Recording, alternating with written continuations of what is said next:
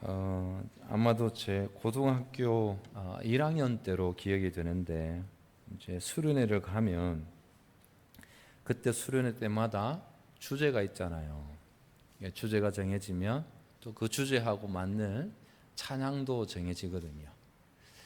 그 해에 찬양이 소위 말해서 굉장히 은혜가 되었어요. 그래서 수련회를 마치고 나서도 한동안 저희 입가에서 계속 그 찬양이 흥얼거려졌습니다. 찬양의 가사는 이런 것입니다. 해 아래 새 것이 없나니 이 죄인 살리신 주.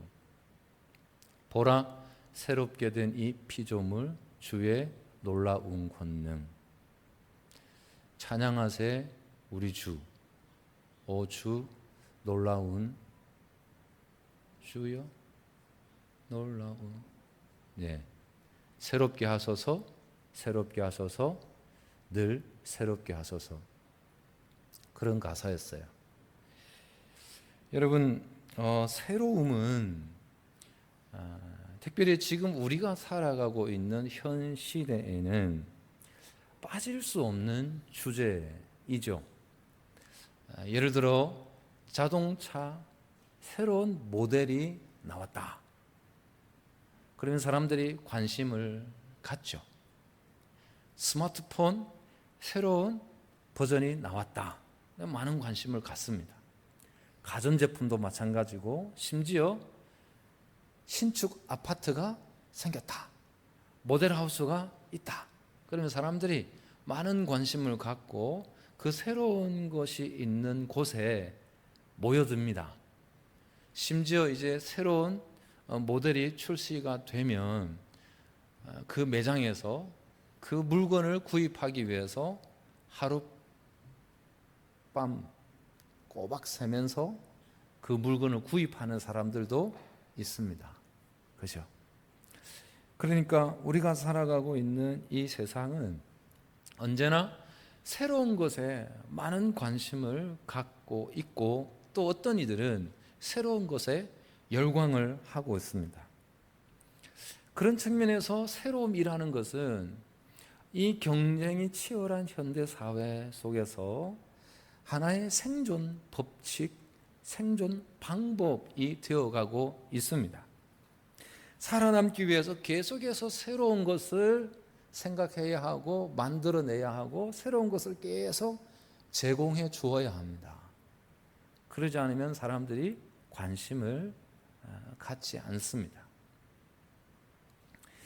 오죽했으면 이미 고인이 된 이건희 회장이 직원들 앞에서 자주 강조한 말이 있습니다. 어떤 말을 했을까요? 마누라 빼고는 다 바꾸라. 그런 말을 했거든요. 그러니까 직원들 앞에서 그 말을 한 것은 새로운 것에 대한 시도가 끊임없이 있어야 치열한 경쟁 사회 속에서 살아남는다는 것입니다. 기업도 마찬가지고, 안타깝게도 교회도 마찬가지입니다. 교회가 10년 전에 20년 전의 모습을 그대로 가지고 있으면 사람들은 그 교회의 매력을 느끼지 못할 겁니다. 새로운 것에 대해서 많은 관심을 갖고 있고 사람들은 열광하고 새로운 것을 기대하지만, 그러나 성경은 새로운 것에 대해서 그렇게 우리가 생각하는 것만큼 관심을 갖거나 긍정적으로 말씀하고 있지 않습니다. 오히려 우리는 새로운 것을 기대하지만 성경은 새로운 것이 없다라고 말씀하고 있어요. 전도서 말씀을 한번 확인해 볼까요? 1장 2절과 9절 10절입니다. 함께 읽겠습니다. 시작. 전도자가 이르되 헛되고 헛되며 헛되고 헛되니 모든 것이 헛되도다. 이미 있던 것이 후에 다시 있겠고 이미 한 일을 후에 다시 할지라. 해 아래에는 새 것이 없나니 무엇을 가리켜 이르기를 보라 이것이 새 것이라 할 것이 있으랴. 우리가 있기 오래전 세대들에도 이미 있었느니라. 조금 전에 봉독한 이 전도자라고 번역되어 있는 히브리어 단어는 코헬렛이라는 단어를 사용해요. 이 단어가 가지고 있는 뜻은 회중의 지도자, 교사 혹은 철학자라는 뜻을 갖고 있습니다. 그러니까 전도자는 그 시대의 사회에서 영향력 있는 사람을 가리키는 호칭입니다. 그 지도자가 뭐라고 정의를 내리는가 하면 1장 1절에는 이렇게 말씀하고 있거든요. 헛되고 헛되며 헛되고 헛되니 모든 것이 헛되도다. 한 절의 말씀에서 헛되다는 단어를 무려 5번이나 연속해서 사용하면서 이 세상은 다 더럽다는 겁니다. 매사가 모두 허망하다는 것을 강조하고 있습니다. 그 시대의 지도자가, 그 시대의 교사와 철학자 위치에 있는 전도자가 그렇게 세상을 이야기하고 있습니다. 전도자의 주장은 해 아래는 새로운 것이 없다는 거예요. 세상에 어디에 새로운 것이 있느냐라고 선언하고 있어요. 여러분, 그러면서 전도자가 좀 더 구체적으로 예를 듭니다. 해가 떴다가 떴던 곳으로 다시 돌아가지 않느냐. 그러니까 다음 날이 되면 또 그 해가 또 오르니까 다시 돌아간 것이다. 그리고 바람이 부는데 그 바람도 불던 곳으로 돌아가지 않느냐. 왜냐하면 또 시간이 지나면 그 불었던 바람이 또 불어오기 때문에, 그러니까 사라졌던 해와 사라졌던 바람이 다시 불어올 때, 그러면 그 해와 그 바람이 새로운 것이냐, 예전의 것과 같은 것이다. 그러면 이 일을 우리만 경험했냐? 예전의 사람들도 다 경험했다. 그리고 이후의 사람들도 다 경험하게 될 것이다. 그러니 이 세상의 모든 것은 새로운 것이 없다. 세상은 헛되고 헛되며 헛되고 헛되더니 모든 것이 헛되다. 그렇게 선언하고 있는 거예요. 그러니까 전도자는 이 전도서의 말씀에서 무려 38번이나 헛되다라는 단어를 언급하고 있습니다. 여러분, 이 세상은 알고 보면 다 헛된 것뿐입니다. 그래서 이 세상을 바라보면 절망이죠. 그러나 성경은 우리의 마음은, 세상은 헛되지만 우리의 마음은 언제나 새로울 수 있다. 그리고 새로워야 한다라고 말씀하고 있어요.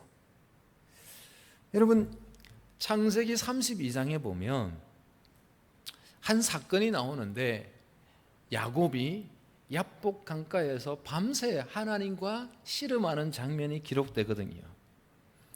그 밤새 하나님과 씨름하고 난 그 다음 날 성경은 그 표현을 조금 특별하게 기록하고 있어요. 창세기 32장 30절 31절입니다. 함께 봉독하겠습니다. 시작. 그러므로 야곱이 그곳 이름을 브니엘이라 하였으니 그가 이르기를 내가 하나님과 대면하여 보았으나 그 생명이 보존되었다 함이더라. 그가 브니엘을 지날 때에 해가 돋았고 그의 허벅다리로 말미암아 절었더라. 지금까지는 하나님을 대면했다고 하면 당연히 죽었어야 하는데, 하나님을 대면했음에도 불구하고 야곱이 생명을 보존하고 있다는 겁니다. 이전에 없었던 새로운 일이 일어났다는 거죠. 지금까지는 있을 수 없었던 일인데 이제 새로운 일이 일어나게 되었다라고 30절 말씀은 말씀해요. 그리고 그가 브니엘을 지날 때 해가 돋았고 그렇게 말씀해요. 근데 여러분, 이 말씀, 그러니까 31절의 말씀에 그가 브니엘을 지날 때 해가 돋았다라고 번역이 되어 있는데요. 이 말씀을 히브리어 어순으로 그대로 번역을 하면 이렇게 번역이 됩니다. 해가 돋았다. 그를 위해서 그가 브니엘을 지날 때에 라고 번역이 됩니다. 어순 그대로 번역을 하면. 그러니까 전도자는 해가 떠오르면 다시 그곳으로 돌아간다. 바람이 불면 다시 또 그곳으로 돌아간다. 그 바람과 그 해가 새로운 것이더냐? 이전의 바람, 이전의 해 똑같은 것이 아니더냐? 그리고 우리만 이 해와 바람을 경험할 것이냐? 아니, 우리 후대도 또 우리 전 세대도 똑같은 해와 바람을 경험했다.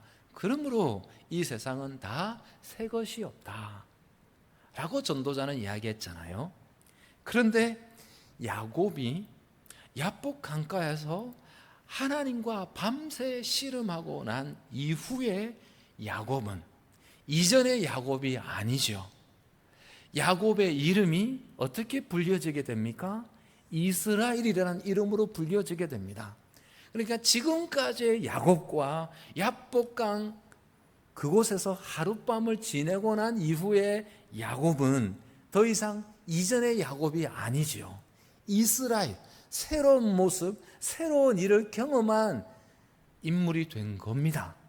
그리고 야복강이라고 불리던 그 지명 역시 야곱이 뭐라고 부르게 됩니까? 분이엘, 하나님의 집, 하나님의 얼굴, 하나님과 대면했지만 내가 생명을 보존하고 있다. 그래서 이곳은 이전에 불렸던 그 야복이라고 하는 이름으로만 불려질 것이 아니라 분이엘이라고 하는 이름으로 불려져야 할 장소, 새로운 장소다라고 말씀하고 있는 거잖아요. 그래서 그 새로운 일을 경험한 새로워진 야곱이 이전에 보았던 그 해가 아니라는 것. 그날 떠오른 해는 하나님께서 그 새로워진 야곱을 위해서 떠오르게 한 해다라고 창세기 32장 31절의 말씀은 말씀하고 있어요. 해가 떠올랐는데 그 떠오른 해는 야곱을 위해서 하나님께서 떠오르게 한 해다라고 말씀하는 거예요. 그러니까 야곱이 새로워지게 되자 이제 그의 삶은, 매일매일의 삶은 의뢰이 경험했던 또 알고 있었던 그날이 아니라 새로운 날, 하나님께서 특별하게 허락하신 날로 맞이하게 되었다라는 것을 창세기 말씀은 말씀하고 있는 겁니다. 그래서 이 창세기의 말씀을 통해서 우리들에게 알려주는 것은 사람의 마음이 새로워지면 그 새로워진 마음이 특별히 하나님과의 관계 안에서 새로워지게 되면 이 헛되고 헛된 세상, 어느 것 하나 새로운 것이 없는 이 세상을 살아가면서도 그는 날마다의 삶이 얼마든지 새로운 삶이 될 수 있다는 것입니다. 그래서 오늘 다윗은 시편의 말씀을 통해서 새로움을 소망하고 있습니다. 이 헛된 세상을 살아갔던 다윗이 새로움을 소망하면서 10절에 뭐라고 고백하고 있습니까? 함께 읽겠습니다. 시작. 하나님이여, 내 속에 정한 마음을 창조하시고 내 안에 정직한 영을 새롭게 하소서. 아멘. 다윗이 새로워진 새로운 삶을 소망하는데, 다윗이 생각하는 새로운 삶이란, 새로워지는 것이란 뭐냐? 라고 스스로 생각할 때 그것은 다름 아니라 죄 문제를 해결하는, 죄를 다스리고 죄를 이기는 것이야말로 새로운 인생을 사는 것이다, 새로워지는 것이다 라고 고백하고 있는 것이죠. 그래서 다윗은 이어서 고백하는 내용이 11절인데 11절에 다윗이 이렇게 고백하고 있는 것은 자신이 죄 문제를 해결해야, 죄를 다스리고 이겨야 새로운 인생을 살아갈 수 있는데, 근데 문제는 자기 안에는 내적인 힘이 죄를 이길 수 있는, 죄 문제를 해결할 수 있는 능력이 없다는 것을 누구보다 자신이 잘 알고 있습니다. 그래서 이 죄 문제를 해결해야, 이 죄를 다스리고 이겨야 새로운 삶을 살아갈 수 있는데, 자기 자신에게는 이 문제를 해결할 수 있는 능력이 없어요. 힘이 없어요. 방법이 없어요. 그래서 다윗은 이어서 고백하는 것이 11절입니다. 함께 봉독합니다. 시작. 나를 주 앞에서 쫓아내지 마시며 주의 성령을 내게서 거두지 마소서. 아멘. 다윗이 이렇게 성령의 도우심을 간구하는 것은 시편 51편에서 이미 자기라는 존재가 어떤 존재라는 것을 너무나 잘 알고 있습니다. 시편 3절 51편 3절 5절에서 자기의 존재를 어떻게 고백하고 있습니까? 함께 읽겠습니다. 시작. 무릇 나는 내 죄과를 아오니 내 죄가 항상 내 앞에 있나이다. 내가 죄악 중에서 출생하였음이요 어머니가 죄 중에서 나를 잉태하였나이다. 이런 고백하고 있는 것이 뭡니까? 자신이 죄를 범한 것은, 그러니까 오늘 시편은 밧세바를 범하고 나서, 그리고 그 죄를 숨기기 위해서 자신의 충신 우리아를 사지로 몰아서 죽게 한 살인교사의 죄를 범한 것이 나단 선지자에게 발각이 되었을 때, 그 지적을 받았을 때 다윗이 너무너무 괴로워하면서 고백한 시편이 오늘 시편의 말씀이거든요. 그래서 다윗은 이 밧세바를 범한 사건, 그리고 충신인 우리아를 죽게 했던 그 일을 경험하면서 자신의 의지가 얼마나 이 죄 앞에서 연약한 것인지 처절하게 깨달았던 것이죠. 그래서 자신의 존재가 어떤 존재인지를 3절, 5절에서 고백하고 있는 거예요. 그러니까 여러분, 다윗은 자신이 어떤 한두 번의 행위가 있어서 죄를 범한 것이 아니라 자신의 본성 자체가 타락한 존재라는 것을 인정하는 거예요. 그러니까 자신은 이 죄와 분리될 수 없는 존재라는 것을 알고 있어요. 여러분, 우리는 죄라고 생각할 때 우리 역시 어떤 행위를 생각합니다. 내가 도덕적으로, 윤리적으로 어떤 행위를 했을 때 그게 잘못된 행위가 내가 나도 모르는 사이에 또는 알고는 있으면서 어쩔 수 없이 하게 되는 그 행위가 있을 때 죄라고 생각을 일반적으로 합니다. 그러나 성경은 죄를 우리의 본성이라고 말씀하고 있어요. 그러니까 죄와 우리는 분리될 수 없는 존재라는 것을 말씀하고 있습니다. 다시 말해서 우리의 본성은 죄를 좋아합니까? 싫어합니까? 좋아해요. 아닌 것 같지만 결국은 죄를 좋아합니다. 그리고 죄를 가까이 하기를 원해요. 그래서 늘 드리는 말씀입니다만은 환경과 조건만 갖추어지면 언제든지 죄를 범할 수 있는 존재가 우리들입니다. 그렇기 때문에 죄를 좋아하고 죄를 가까이 하기를 즐겨하는 우리들이기 때문에 우리는 하나님을 우리 마음에 두는 것을 싫어해요. 하나님 없이 내가 내 인생이다, 내가 내 인생의 주인이 되어서 살고 싶다라고 하는 마음들이 다 기본적으로 있습니다. 그래서 사도 바울은 자신의 자아를 쳐서 복종시키지 않으면 주님의 뜻을 이룰 수 없다고 고백하지 않습니까? 그렇습니다, 여러분. 우리의 본성은 죄를 좋아합니다. 죄를 가까이 하기를 즐겨합니다. 그래서 나를 쳐서 복종시키지 않으면 이 죄된 존재가 죄의 다스림과 죄 아래 굴복할 수밖에 없는 존재라는 것을 성경은 말씀해요. 인정하기 싫지만 그게 현실이고 사실입니다. 인류 최초의 살인 사건이 일어나기 직전에 하나님께서 가인에게 말씀하시기를 다음과 같이 말씀하십니다. 좀 더 쉬운 이해를 위해서 지금부터는 새 번역본으로 보겠습니다. 창세기 4장 7절입니다. 함께 읽겠습니다. 시작.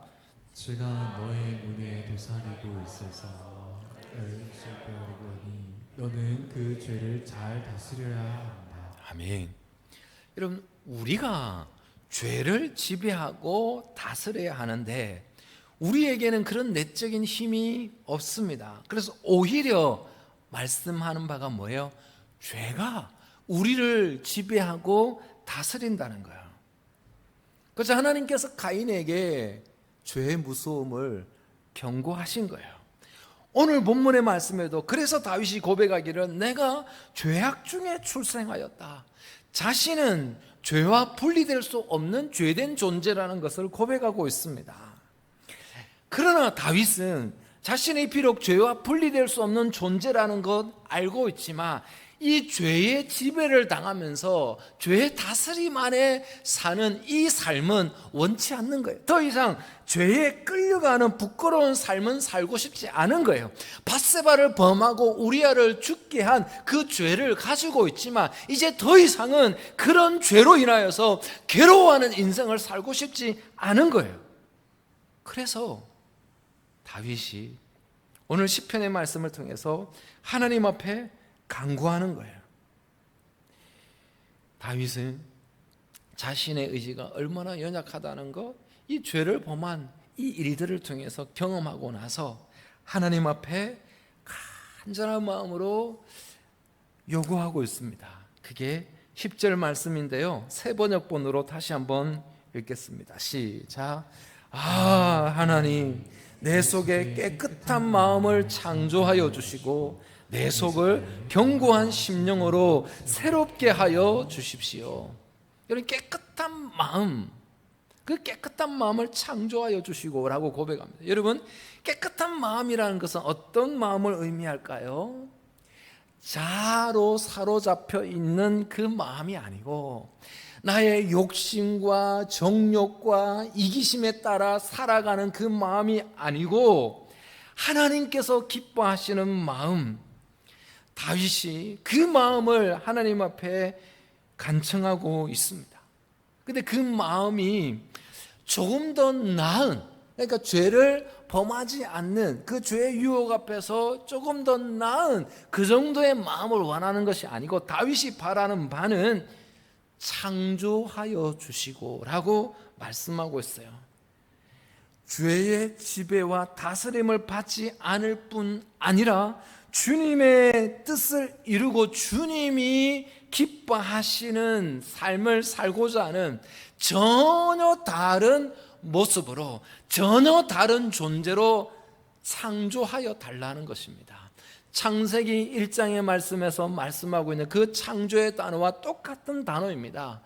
무에서 유를 존재케 하셨던 그 하나님, 성령 하나님께서 자신의 마음을 완전히 새롭게, 이전의 그 마음이 아니라, 죄에 넘어지는 그 연약한 마음이 아니라 죄 앞에서도 죄를 이기고 다스릴 수 있는 창조된 존재로 새로워지기를 간구하고 있습니다. 그리고 이어서 다윗은 또 구하기를 견고한 심령이라고 간구하고 있어요. 이 견고한 심령으로 새롭게 해 주십시오 기도합니다. 이런 견고한 심령이라는 것은 말 그대로 흔들리지 않는 그 마음을 말하는 것 아니겠습니까? 여러분, 우리의 마음이 어디에 쉽게 흔들립니까? 세상의 흐름에, 세상 사람들의 말에 우리의 마음이 쉽게 흔들립니다. 그죠? 세상이 또는 세상 사람들이 뭐라고 말을 해도 결국 믿음이 이긴다는 것을, 그 확신을 갖고 믿음에서 믿음으로 살아가야 되는데, 그 견고한 믿음으로 살아가야 되는데 세상의 삶을 살아가다 보면 이 마음이 요동을 치지요. 흔들릴 때가 많죠. 눈앞에 보이는 것이 있으니까. 근데 다윗은 견고한 심령으로 사람들이 뭐라고 한다 하더라도 하나님의 말씀을 붙잡고 흔들리지 않는 마음으로 살아가는 사람, 그런 인생 되도록 나를 새롭게 해 주십시오 라고 기도해요. 물론 여러분, 어떤 경우에도 흔들리지 않는 사람이 어디 있겠습니까? 흔들리는 경우가 많죠. 우리가 견고한 믿음을 갖고 살기를 원하지만 때로 흔들립니다. 그죠? 때로 넘어지기도 하고 낙심하기도 합니다. 그러나 견고한 심령이라는 것은 때로 흔들리지만, 때로 낙심될 때도 있지만, 견고한 심령은 기어코 중심을 잡고 다시 서는 것입니다. 그게 견고한 심령이죠. 그렇게 다윗은 자신이 깨끗한 마음으로, 욕심을 따라, 정욕에 따라, 자아를 추구하는 마음이 아니라 주님의 뜻에 따라 살아가는 깨끗한 마음, 그리고 세상이 뭐라고 하더라도, 세상 사람들이 어떻게 살아간다 하더라도 적어도 믿음으로 살아가고자 하는 그 견고한 심령, 그것을 주님 앞에 구하고 있습니다. 이 마음이 자신의 의지만으로는 되지 않음을 누구보다 잘 알고 있지요. 그래서 이어서 세 번역으로 다시 한번 11절 말씀 봉독하실까요? 시작. 주님 앞에서 나를 쫓아내지 마시며 주님의 성령을 나에게서 거두어 가지 말아 주십시오. 그렇게 간구합니다.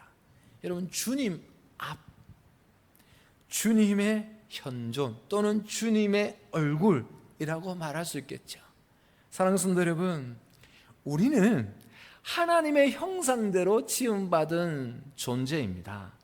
그래서 우리가 주님 앞에 설 때 가장 우리다울 수 있습니다. 주님 앞에 나아갈 때 가장 우리의 고귀함과 아름다움을 지켜낼 수 있습니다. 그래서 다윗은 주님 앞에서 머무는 삶, 주의 성령과 함께하는 삶에서 떠나지 않도록 주여 나를 붙잡아 주십시오 라고 간구합니다.